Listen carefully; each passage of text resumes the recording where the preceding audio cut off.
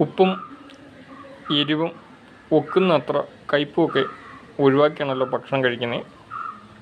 എന്നിട്ടും ഇടയ്ക്ക് കണ്ണിപ്പഴുപ്പ് വരുന്നുണ്ടല്ലോ, അല്ലെങ്കിൽ മൂക്കിലഴുക്ക് കാണുന്നുണ്ടല്ലോ, മൂക്കിലഴുക്ക് വരുന്നുണ്ടല്ലോ. അതിനെന്താണ് കാരണം? അതായത് എനിക്കും സംഭവിക്കാറുണ്ട്. അതായത് നമ്മുടെ ശരീരത്തിൽ ഏൽക്കുന്ന പലതരത്തിലുള്ള ഉപദ്രവങ്ങൾ, ശരീരത്തിൽ വരുന്ന കഷ്ടതകൾ, മറ്റൊരെണ്ണം ശരീരത്തിലെ അമിതമായ ചൂട്, മറ്റൊരെണ്ണം ശരീരത്തിലെ അമിതമായ തണുപ്പ്, എന്തിന് വിഷാദ രോഗം ഉണ്ടായ പോലും സംഭവിക്കും. എന്നാലും ഇതെല്ലാം കൂടി ചേർത്തൊന്ന് ആലോചിച്ച് നോക്കി. നമ്മൾ ഉപയോഗിച്ചേക്കുന്ന ഉപ്പും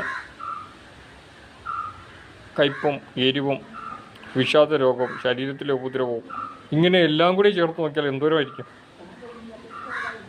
എന്നാലും പരിമിതികളുണ്ട്.